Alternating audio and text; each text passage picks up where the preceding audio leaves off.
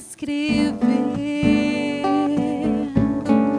como explicar o amor que vai de leste a oeste e nunca mais vai terminar. Tu me conheces bem e sabes quem eu sou. Não há como me esconder de ti, sempre sabes onde estou. Cante conosco. É de coração tudo que eu disser,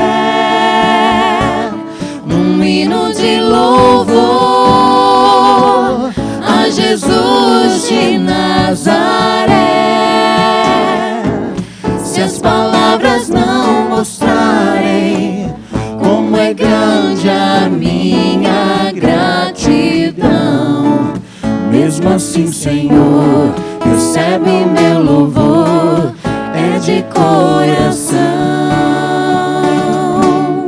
Se eu fizer chover palavras de louvor, ainda assim será tão pouco frente a esse grande amor. Por isso escute o pulsar do meu coração. És o caminho, a vida e a verdade, te dou a minha gratidão. É de coração tudo que eu disser,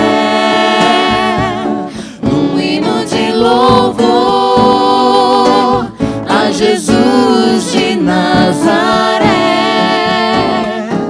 Se as palavras não mostrarem como é grande a minha gratidão, mesmo assim, Senhor, recebe o meu louvor, é de coração.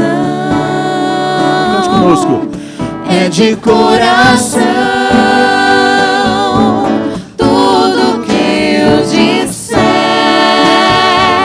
um hino de louvor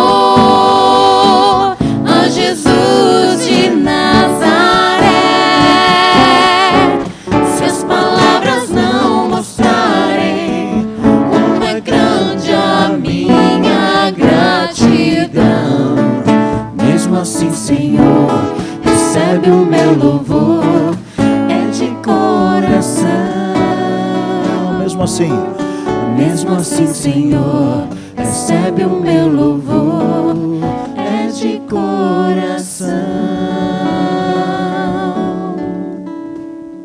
Eu quero apresentar os nossos convidados dessa noite. E eu quero chamar primeiro, então, o Vitor. Por favor, Vitor. Vitor Hugo Schell, meu amigo de longa data, professor de Novo Testamento na Faculdade Luterana de Teologia em São Bento. Seja bem-vindo, Vitor. Quero chamar a senhora Kátia Bretsky, esposa do pastor William, psicóloga, e quero chamar a Graziella Semanport, assistente social, professora universitária, e não adianta botar o olho, porque é minha esposa. Podem sentar. Vou explicar um pouquinho como vai ser a dinâmica hoje à noite, depois passo a palavra para eles. Nós já recebemos durante a semana perguntas pelo Instagram, mas também hoje à noite você pode encaminhar sua pergunta pelo WhatsApp, o número deve estar sendo projetado já. A Cláudia vai cuidar dessa parte aí. Cadê a Claudinha? Pode vir para frente também, Cláudia.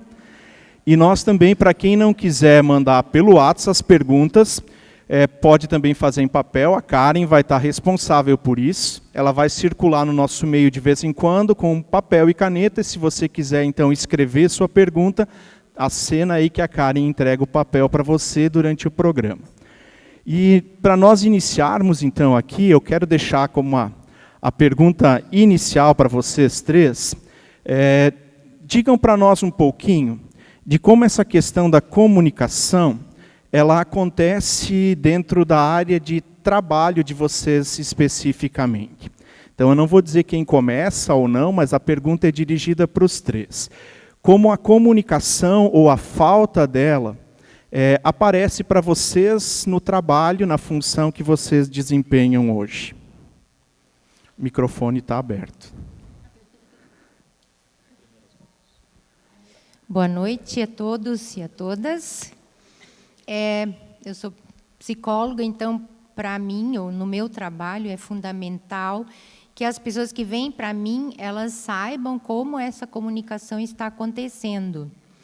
Porque muitas vezes nós entramos em algum relacionamento, seja de nascimento familiar, ou conjugal, ou na empresa, enfim, não se conhecendo e não dando a conhecer a forma que a gente se comunica. Se é mais por fala, ou se é mais por gestos, ou se ela é corporal. Às vezes a gente fala com os olhos também, né? Então, no meu trabalho, é fundamental que as pessoas elas achem ou consigam ter congruência numa forma de se comunicarem, que seja uma forma saudável para cada uma das pessoas que me procuram.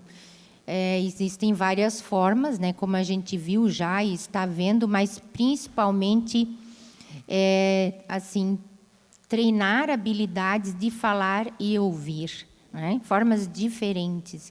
Isso a gente pode fazer, com certeza é possível. Boa noite a todos.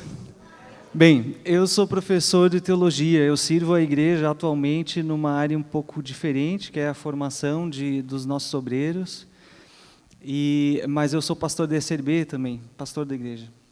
E para mim a comunicação é uma questão fundamental. A gente tem, por exemplo, na FLT, uma insistência consciente, essa questão do convívio com os estudantes, e de estar lá, ou seja, não é só uma linguagem, são muitas linguagens que nós utilizamos.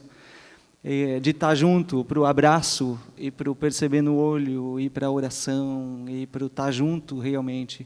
Claro que a comunicação funciona de muitas maneiras, mas também fundamental a própria comunicação, e isso a gente faz questão que seja assim, a questão da comunicação nossa, digamos assim, professores com as comunidades, para sentir aquilo que as comunidades querem, aquilo que as comunidades dizem, as perguntas que são feitas na comunidade, e não responder aos estudantes perguntas que ninguém está fazendo.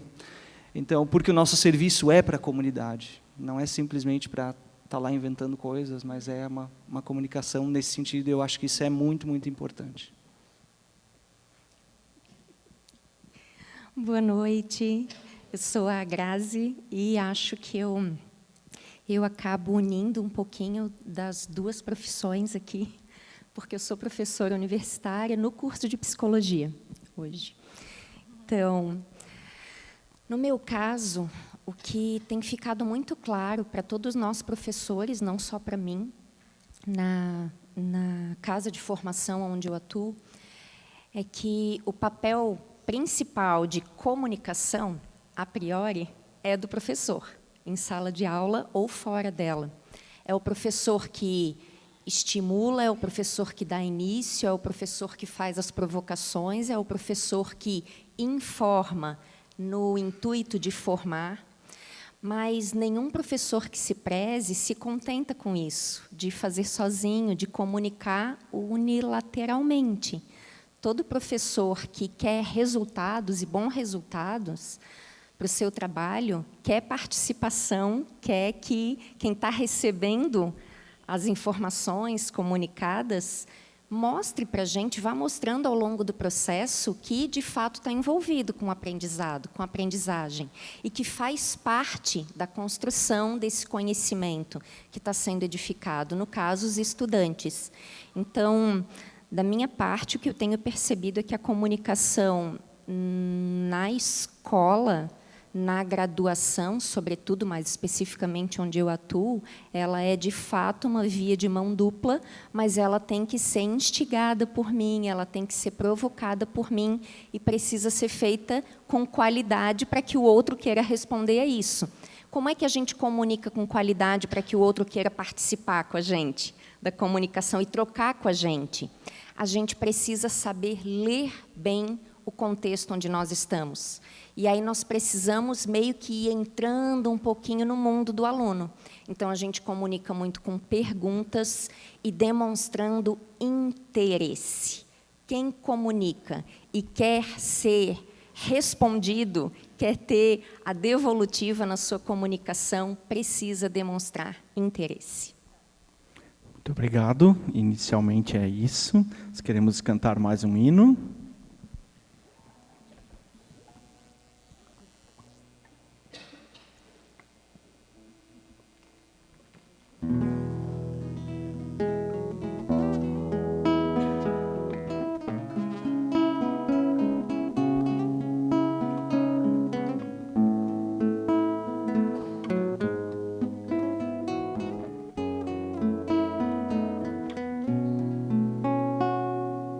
Nada é igual ao seu redor,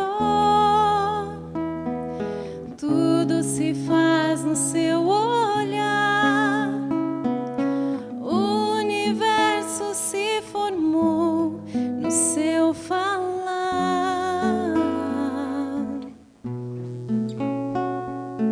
Teologia pra explicar, ou Big Bang pra disfarçar. Pode alguém ter dúvida?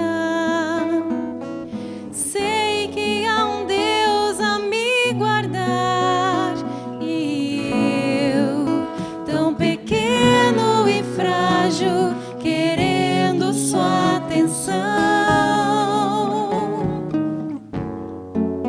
No silêncio encontro resposta certa, então. Dono de toda a ciência, sabedoria e poder, ó, dá-me de beber da água da fonte da vida, antes que o haja houvesse. Ele já era Deus, se revelou aos seus, do crente ao ateu, ninguém explica Deus.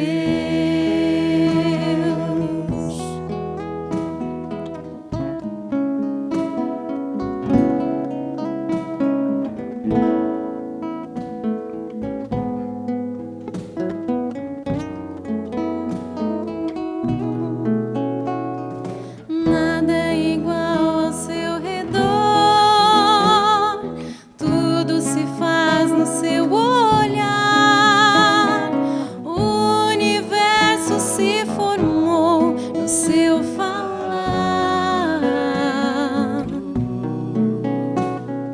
Teologia pra explicar, ou Big Bang pra disfarçar. Pode alguém ter dúvida? Sei que há um Deus a me guardar, e eu, tão pequeno e frágil, querendo sua atenção.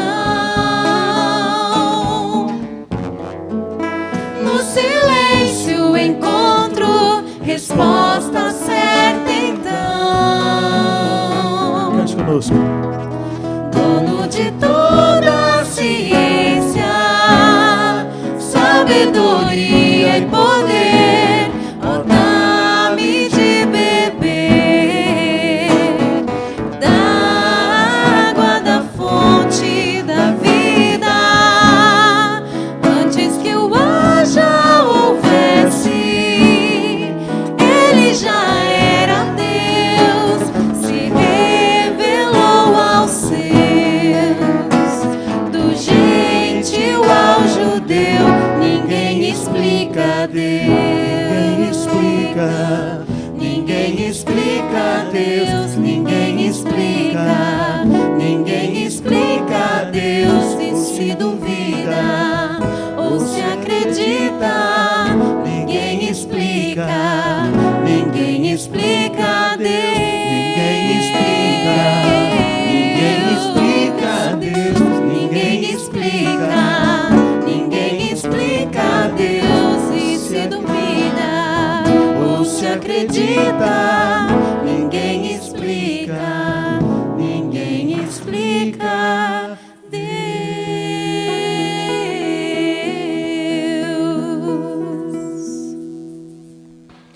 Nós queremos então começar com as nossas rodadas de perguntas. As perguntas podem ser direcionadas para um dos nossos convidados, e aí você precisa identificar isso. Se ela não tiver identificada, vai ser feita de maneira um pouco geral. Cláudia? A primeira pergunta é: como nós, enquanto cristãos, podemos nos comunicar efetivamente num ambiente de trabalho hostil, de maneira que as pessoas percebam o amor de Deus em nós? Grazi, você pode... Não, Vitor quis ali responder. Ó. Ele se coçou ali. Sei lá, eu tenho pensado que a gente deve cada vez mais se comunicar o mais livremente possível. E de forma bem simples, assim, né? A gente vive numa sociedade que cada vez mais fala em poder se expressar, em ser democrático, claro, né? A gente deve ser democrático desde que não fale que é cristão, por exemplo, né? É uma democracia, a intolerância dos tolerantes, né? Então, eu acho que falar de forma bem simples, e as pessoas vão ficar abismadas, assim, né? Eu acho que é assim, falar em Jesus, por exemplo, falar em Jesus, né? Há pouco foi cantado Jesus de Nazaré, né? Que Ele é nosso Deus, Jesus de Nazaré é nosso Deus. Bom, falar de Deus, muita gente fala, né? Falar de Deus, a gente fica até tranquilo falando de Deus, porque muita gente fala de Deus. Mas falar mais, simplesmente falar mais em Jesus. Jesus, que é o nosso Deus, nosso amigo, nosso Senhor, nosso Salvador. Falar mais. Né?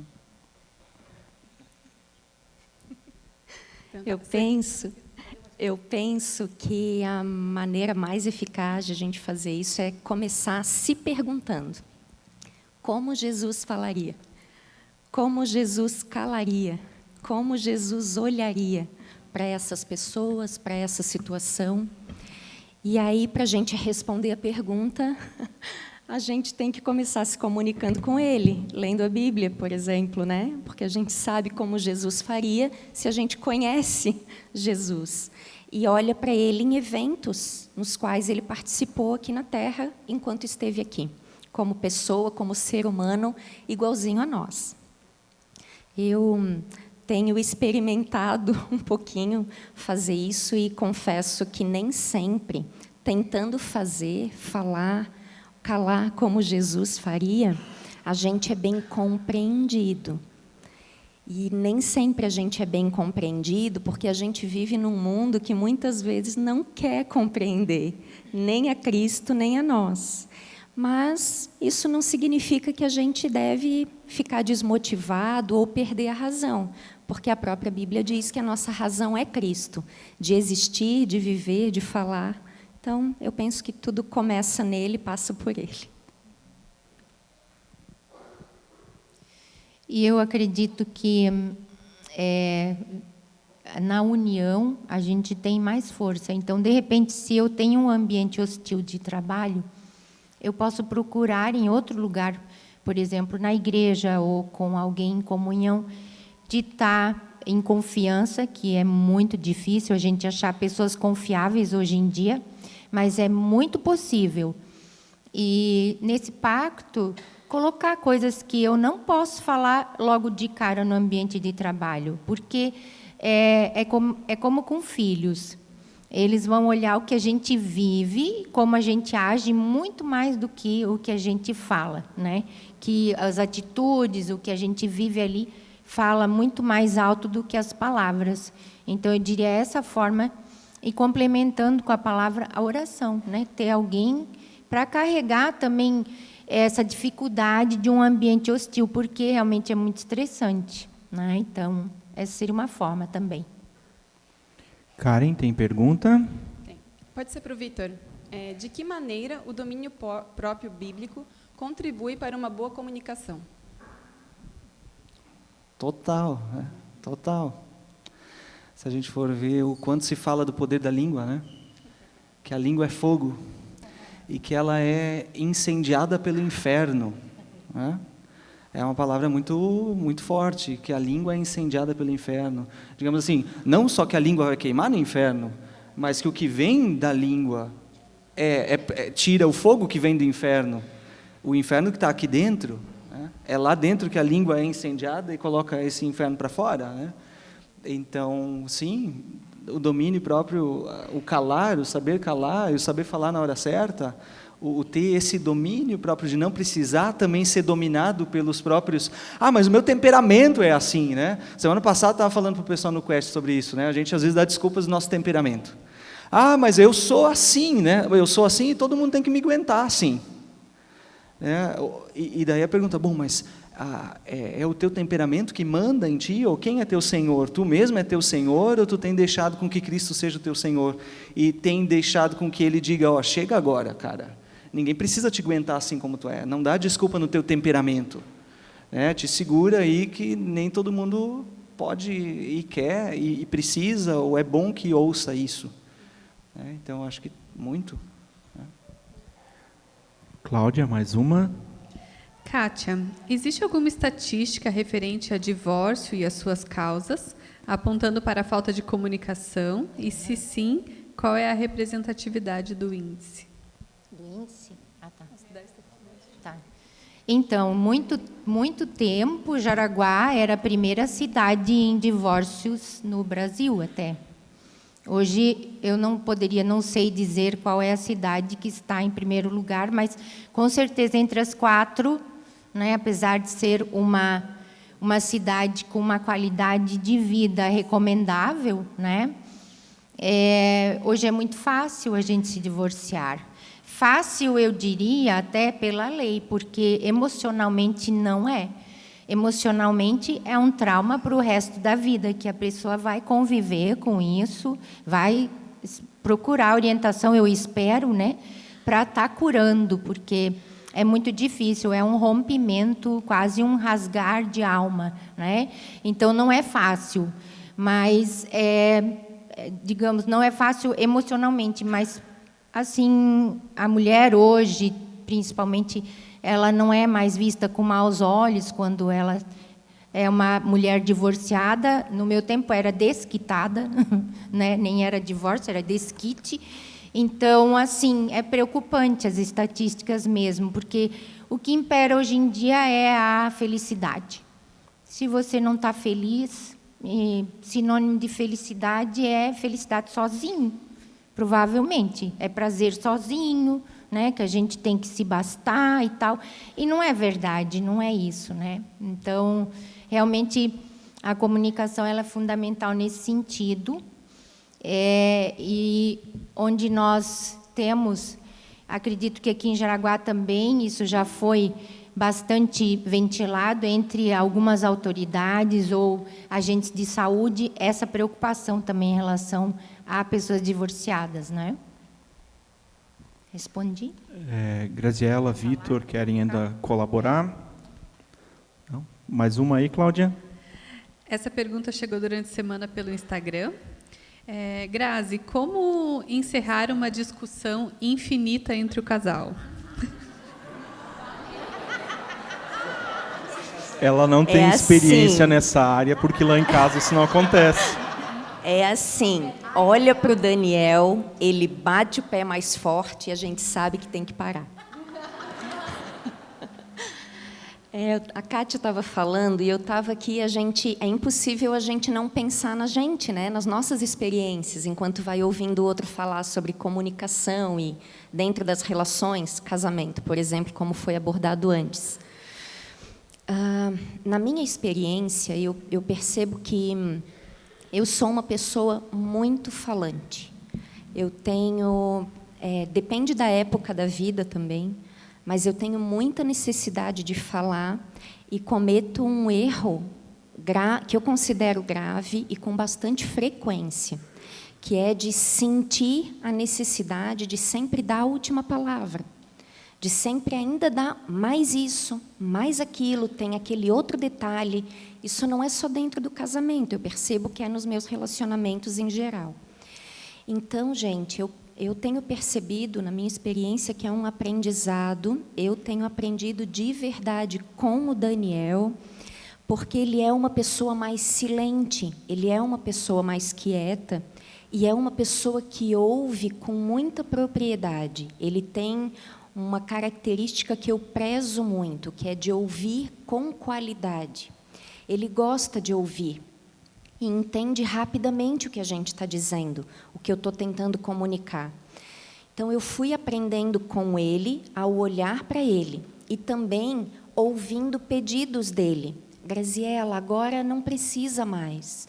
Graziela, agora já está machucando, agora já está ferindo, ou está cansando. E, no início, eu confesso que quando a gente está no início da relação conjugal e quando a gente ainda é um pouco imaturo, como era o meu caso nos primeiros anos do relacionamento conjugal, a gente tende a magoar, a ressentir e a deduzir que a outra pessoa está dizendo: eu não amo o que tu falas, logo eu não te amo. E não é isso. O que eu fui aprendendo no meu relacionamento conjugal é que, às vezes, por amor, o outro está pedindo para agora, por amor. Porque se continuar falando, pode continuar ferindo, ou pode ferir se ainda não começou. Se continuar falando demais, pode desgastar. E é ou não é bom quando a gente vai tomar um sorvete, mas a gente não come todos os potes daquele buffet. A gente pega um pouco dos sabores que a gente gosta, sabendo que na semana que vem, ou no mês seguinte, a gente pode voltar lá, que tem mais um pouco. Então, às vezes é muito sábio e é muito gostoso deixar um pouquinho para depois. Isso eu fui aprendendo também. Obrigada, Daniel. Mais alguma pergunta para a Graziela?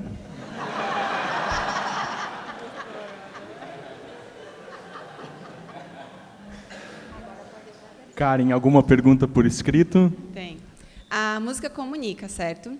Qual é a importância da música na comunicação familiar e social? Vou deixar aberto para vocês escolherem. Então, se eu não me engano, foi Caetano Veloso que disse que aquilo que a gente não pode falar, a gente pode cantar, né? Então, muito interessante, eu gravei isso que ele falou já há muitos anos atrás, e eu creio que é fundamental, porque a alegria no Senhor é a nossa força, e através do louvor a gente não só consegue expressar as nossas tristezas, as nossas frustrações, mas também a alegria de ser unidos, sendo uma família, sendo um grupo, né? Então, para mim, é fundamental, né? Essa coisa de louvar, de poder cantar, de aprender a fazer isso também, e de ouvir pessoas que, de repente, não têm esse dom, mas também podem louvar junto comigo. Para a família, para a expressão, é fundamental.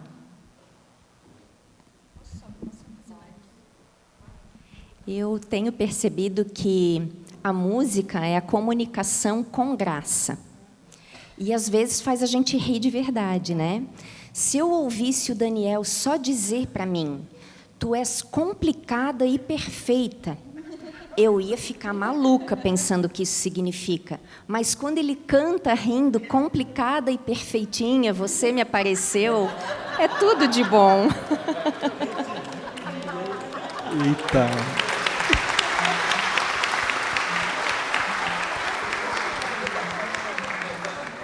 Eu acho que eu fiquei vermelho. Cláudia. Como lidar com o fundamentalismo evangélico que vem tendo ascensão na nossa sociedade? Vitor, você responde essa para a gente.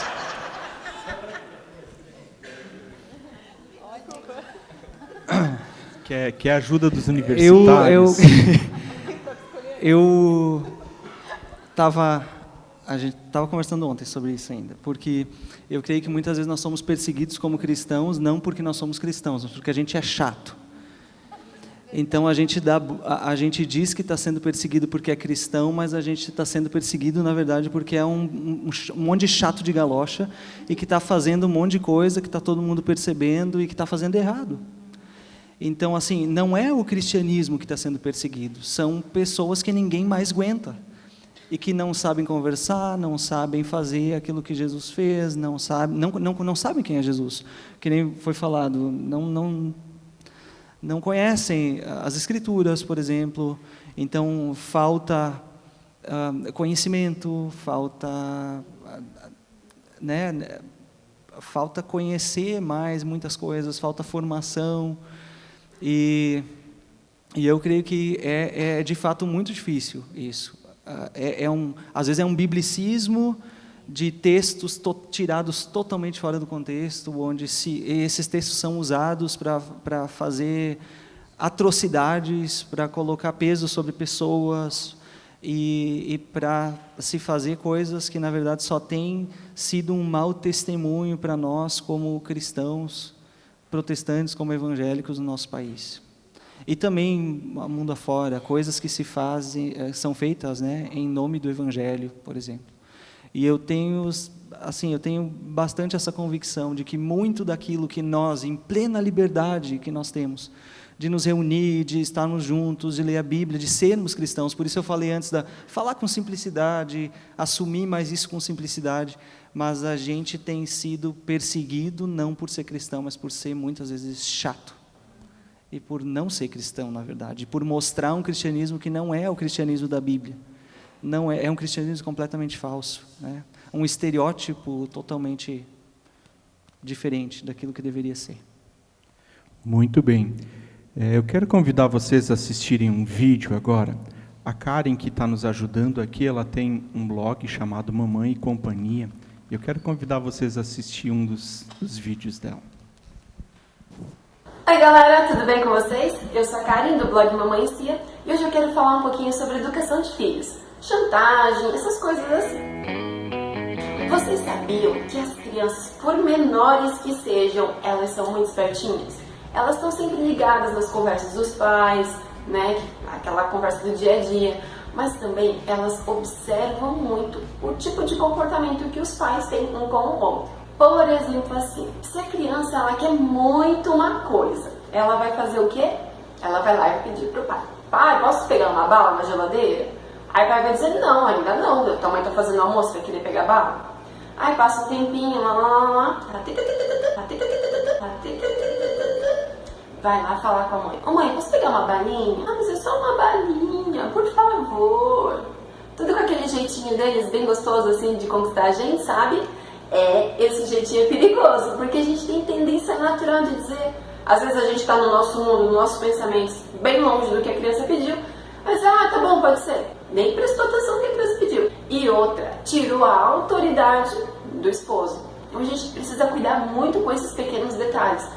Em casa, assim, a gente tenta, né, não vamos dizer que a gente é 100%, mas a gente tenta cuidar muito, muito, muito, muito com isso.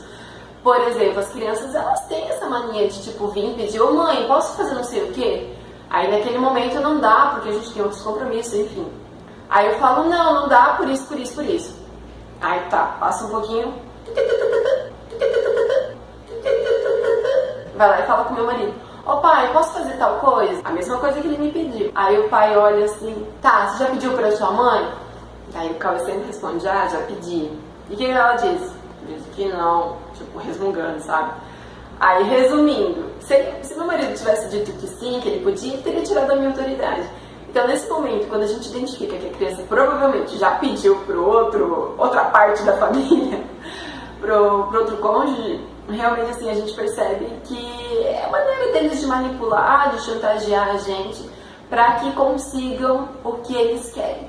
Então, diálogo entre o casal é muito importante. Às vezes é difícil, não vou dizer que é uma coisa fácil, porque educar a gente tem aquelas, as nossas crenças, os nossos costumes, a maneira que a gente foi educado. E o marido tem o jeito dele, a maneira dele, todas as maneiras que ele foi educado, todas as crenças dele. Então, juntar isso e transformar na maneira que vocês dois vão juntos educar os filhos de vocês é um aprendizado. E eu garanto que não é um aprendizado que termina quando o bebê. É algo ao longo da vida, que só começou quando eles nasceram, não é mesmo? E se você gostou desse vídeo, quer saber mais sobre educação de filhos, deixa teu like aqui, teu comentário e se inscreve no nosso canal. Combinado? Um beijo e até o próximo vídeo.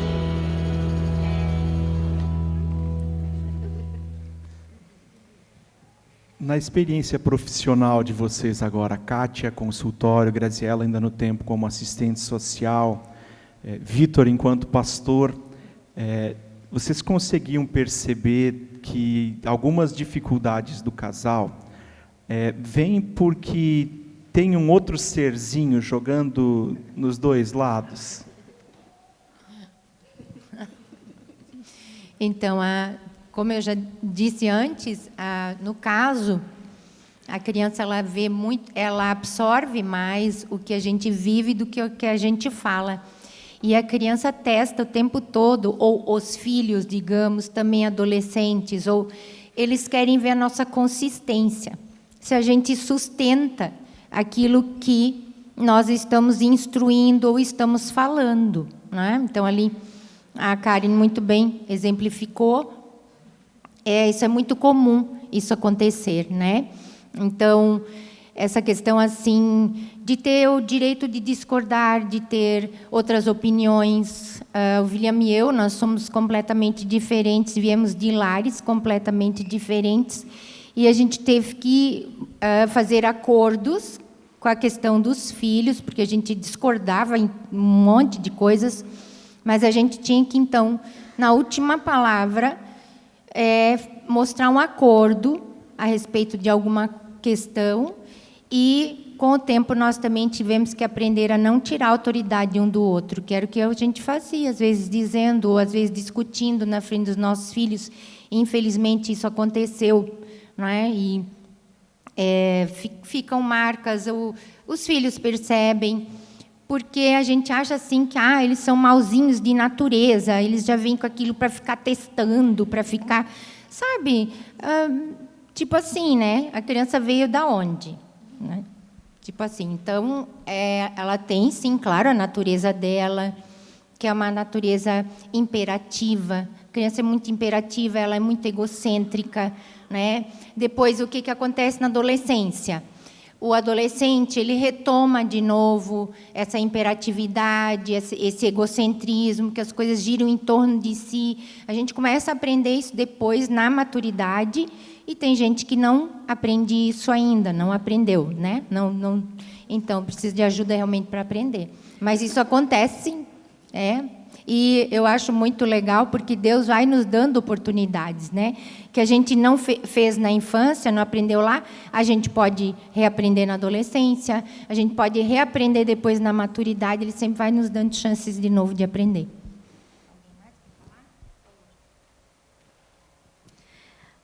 Daniel perguntou sobre a experiência, né, como assistente social.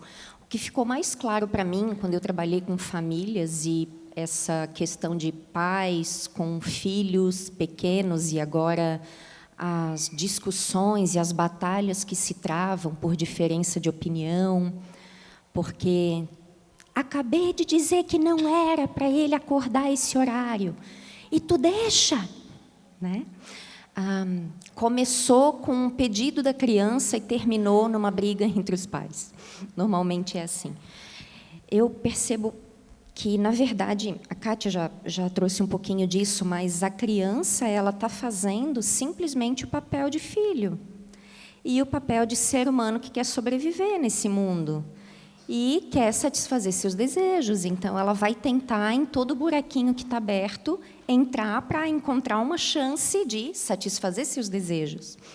Eu penso que, quando a gente fala de roubar a autoridade do cônjuge, do colega de trabalho, do chefe, roubar a autoridade do pai e da mãe dentro da família, começa não quando a gente dá uma opinião diferente dessa pessoa para o filho ou para alguém. Começa quando a gente simplesmente nem considera a existência desse outro ao nosso lado como par para decidir junto com a gente. Então, se existe algo que é básico na nossa humanidade, é que nós precisamos dos outros para continuarmos sendo humanos. Nós precisamos dos outros para continuarmos vivendo como seres humanos. Quando a gente passa a não considerar mais o outro para qualquer opinião básica, e isso ainda mais dentro de casa, está aí o início do roubo de autoridade. Então, não é só obedecer e concordar com o outro, é começar desconsiderando ele para dar uma resposta quando deveria ser um trabalho de equipe.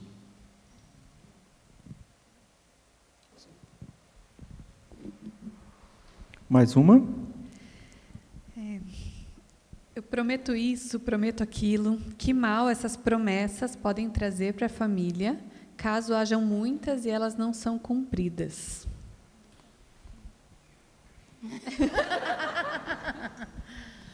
Então, quando nós casamos, a gente já foi logo, digamos, nós ficamos 3 anos, ainda o William estudava em São Leopoldo, daí nós ainda ficamos lá, fomos um ano para a Alemanha, e quando nasceu a Bárbara, nós fomos para Joinville, na primeira comunidade. E eu lembro assim que eu não conseguia falar das coisas que estavam me incomodando, e lá em casa quem fala mais ou quem se expressa mais, digamos, de uma forma mais italiana, digamos assim, sou eu, né? E o William, ele já tem uma forma mais sutil, uma forma mais branda de se colocar, e eu tinha vergonha de abrir questões do relacionamento com outra pessoa. Eu não queria expor meu marido, que era pastor, eu não queria me expor, eu morria de vergonha, eu ficava constrangida, eu achava que tinha que ser perfeita, que na época ainda não era psicóloga, imagina se eu ainda fosse psicóloga também, né?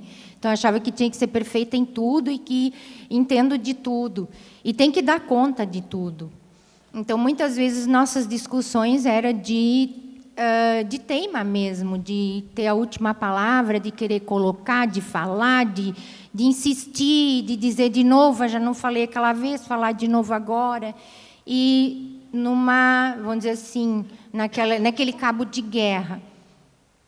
E como é bom quando a gente pode, isso aconteceu daí aqui em Jaraguá, poder se desarmar um pouquinho, largar a mochila, ser quem a gente é.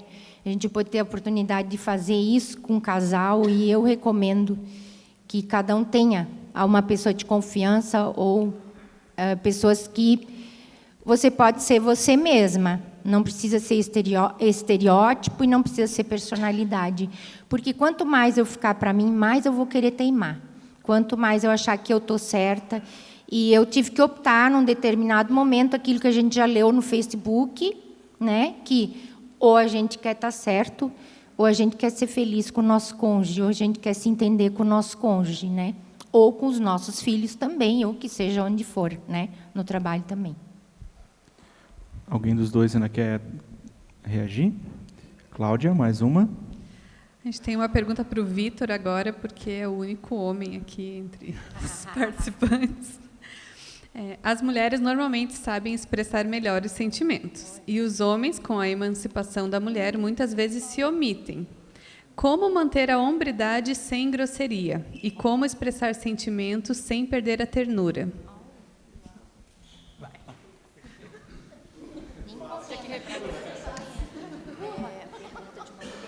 É realmente difícil. É realmente difícil. Quase impossível. Pronto, respondi. Se botaram o Vitor em crise agora. Não, eu acho que realmente é um ambiente onde tem que se tomar coisas na mão, assim, onde tem que se assumir coisas. Eu acho que muitas vezes também as mulheres, em muitos sentidos, elas falam mais porque a gente deixa. E porque alguém tem que falar, né? Então, se alguém tem que falar e o outro que deveria, em alguns momentos, falar algumas coisas e falar de modo assertivo e claro, e tomando a responsabilidade sobre si. Quando assim não for falado, então alguém vai ter que tomar a iniciativa e vai ter que falar de alguma forma, né? Eu acho que a gente também, a questão do autoritarismo e tudo isso, talvez em alguns ambientes ainda está bem vivo entre nós. A gente tem uma cultura, por exemplo, mais no Sul, ainda mais no Rio Grande do Sul e no Nordeste, uma cultura ainda bem machista, né?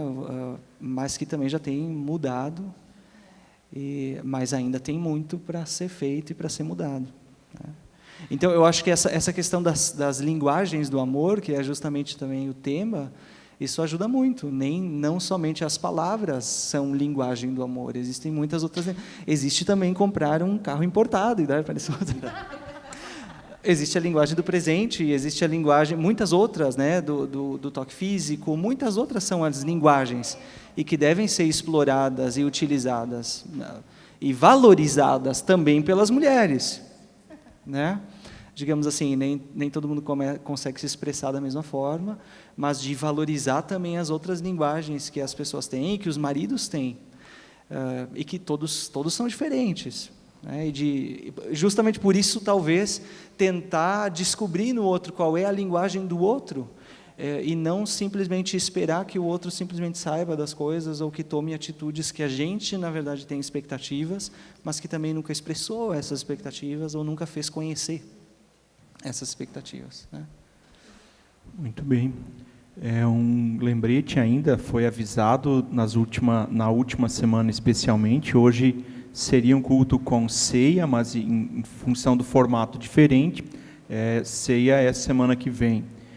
E nós queremos cantar mais uma canção antes da nossa última rodada aí de pergunta e bate-papo.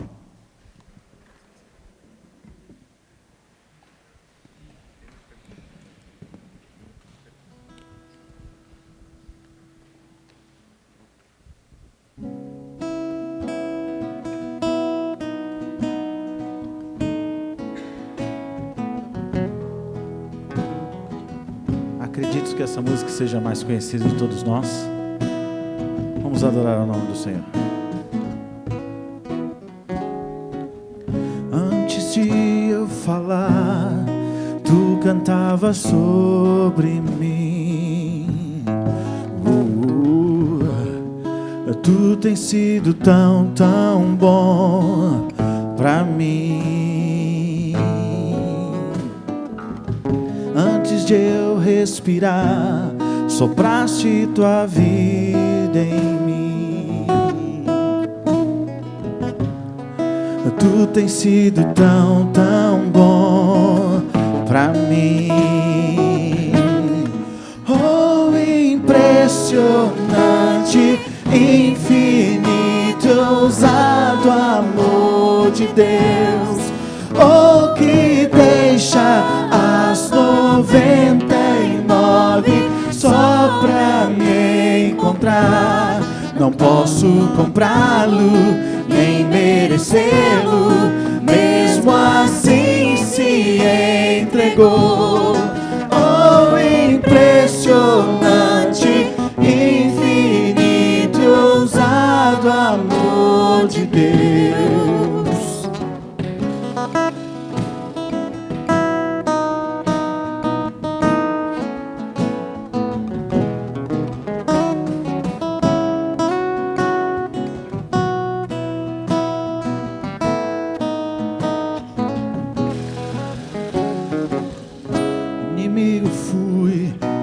Mas teu amor lutou por mim.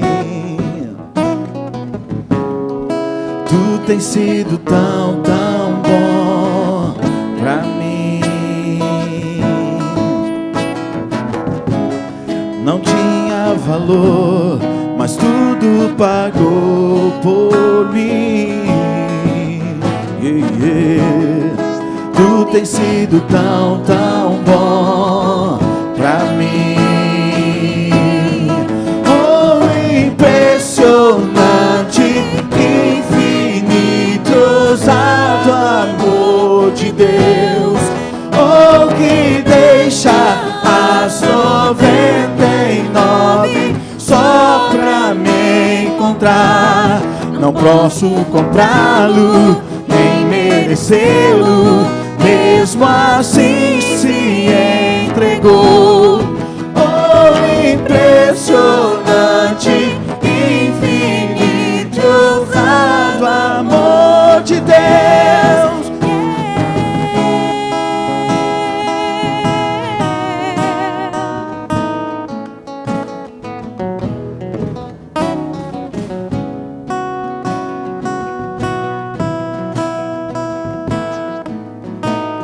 Traz luz. Traz luz para as sombras, escala montanhas pra me encontrar. Derruba muralhas, destrói as mentiras pra me encontrar. Traz luz. Traz luz para as sombras, escala as montanhas pra me encontrar. Derruba muralhas, destrói as mentiras pra me encontrar. Traz luz para as sombras, escala montanhas pra me encontrar. Derruba muralhas, destrói as mentiras pra me encontrar. Traz luz para as sombras, escala montanhas pra me encontrar. Derruba muralhas, destrói as mentiras pra me encontrar. Oh, impressionante, infinito, ousado amor de Deus. Oh, que deixa as 99 só pra me encontrar. Não posso comprá-lo, nem merecê-lo, mesmo assim se entregou. Oh, impressionante, infinito, ousado amor de Deus.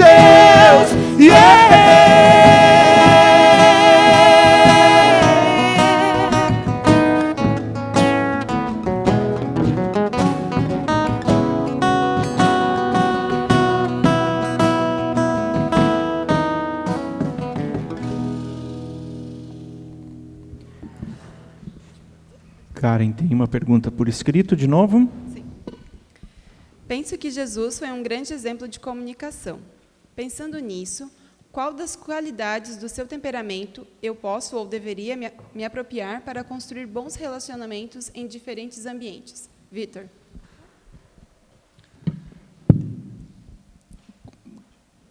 Eu creio que uma das coisas é conhecer as pessoas com quem você está falando, né? Jesus falava de forma muito diferente, com pessoas diferentes, né? Ele sabia falar com diferentes públicos, ele sabia falar com pessoas bem simples e falar bem a linguagem delas, para que elas entendessem o que significa o reino de Deus, né? As parábolas é uma forma magistral mesmo de Jesus falar e de... Os exemplos são muito das pessoas, do dia a dia das pessoas, né? Então, essa capacidade de comunicar a língua das pessoas, aquilo que as pessoas realmente estão... Mas Jesus também tinha outras características de comunicação, por exemplo, ele conseguia enxergar também as pessoas. Ele tocava as pessoas, por exemplo... Quando Jesus cura pessoas, a gente pode pensar, por que Jesus cura também tocando pessoas? Ele tem todo o poder para curar sem tocar pessoas, né? Quando ele toca pessoas, quando ele se aproxima de pessoas que são totalmente aquelas pessoas sem abraço, né? É muito importante, é muito impressionante Jesus nesse sentido. Eu creio que a gente tem muito a buscar ali, né? Cláudia? Eu só posso complementar. Eu só sempre penso também que Jesus manteve uma característica do início ao fim do seu ministério, que é não perder o foco. Ele tinha um foco. Ele se interessou por pessoas e se interessou em dizer para as pessoas quem era a verdade, que era Deus. Então, ele sempre apontou para o Pai. E eu penso que a liderança dele se resumiu a isso. Dizer para as pessoas, eu amo vocês, porque há alguém maior que eu, que amou primeiro. Às vezes a gente inverte as coisas. A gente quer ser amado antes, para depois comunicar, e já nem sabe mais o que queria comunicar. Perdeu o foco. Cláudia? Um dos maiores problemas da comunicação é pressupor que ela foi alcançada da maneira como falamos, da maneira como gostaríamos que a pessoa entendesse. Nesse sentido, como podemos nos comunicar melhor, a fim de que ambos que se comunicam estão na mesma página?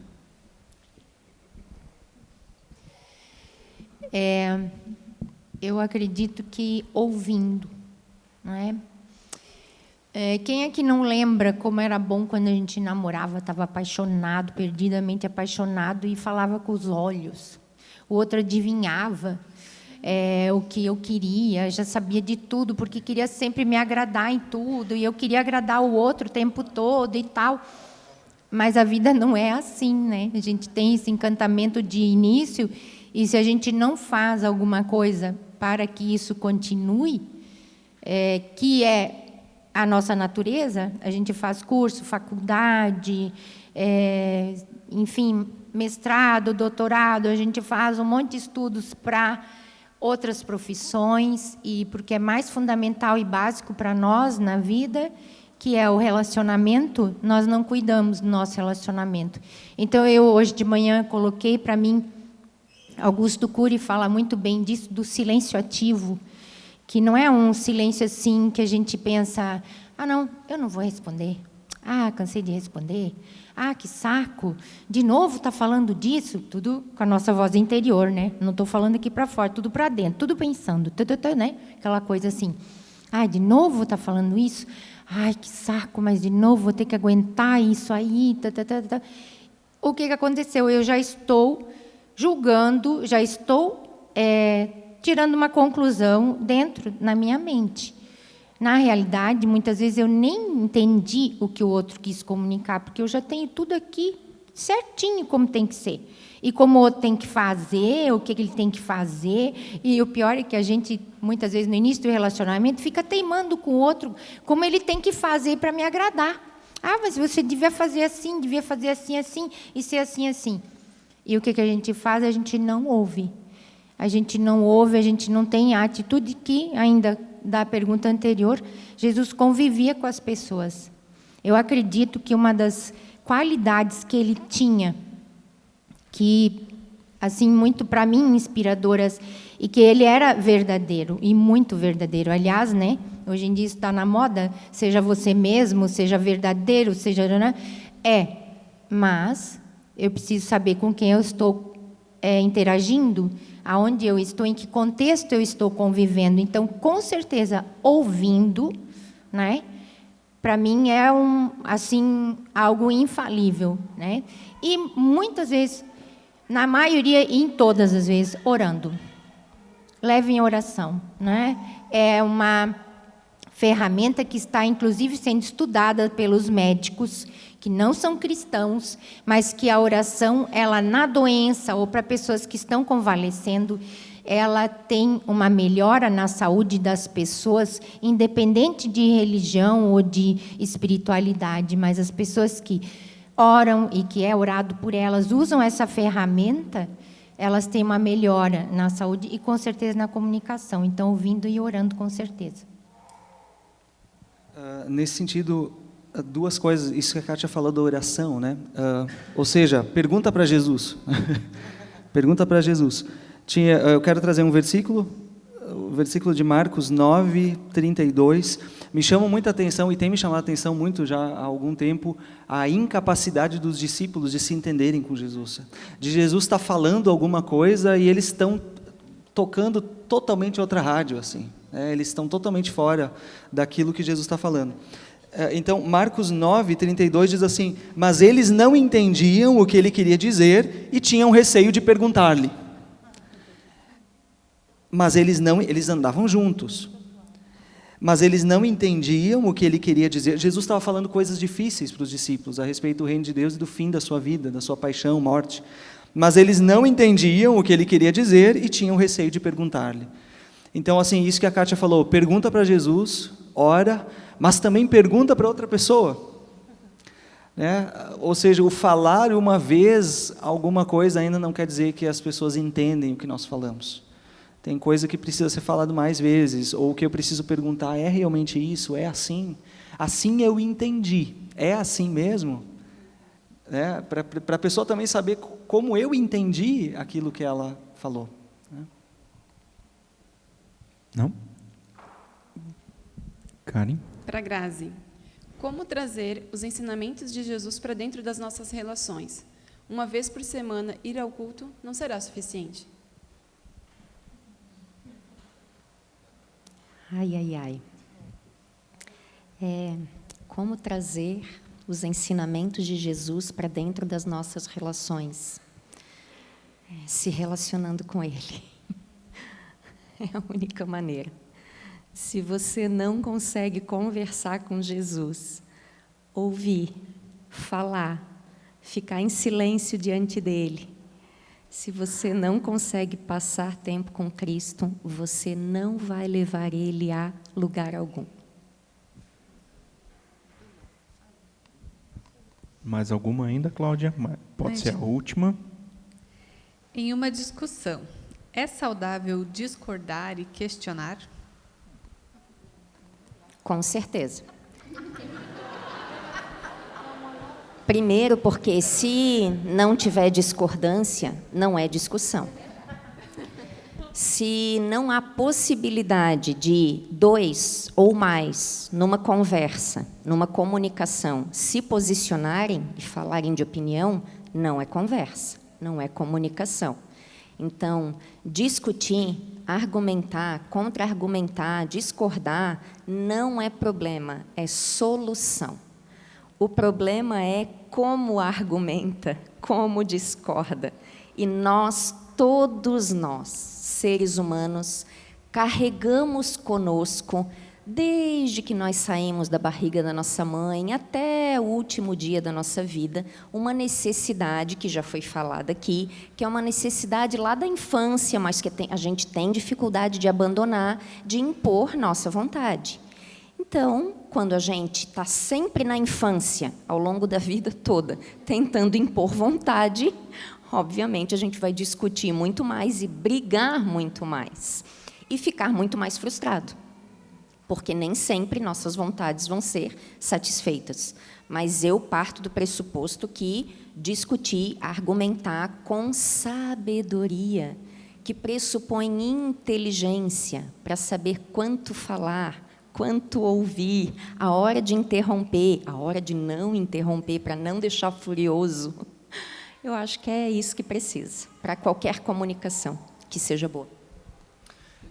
Eu acho que querer ouvir também os outros argumentos, né? Senão eu não preciso conversar, né?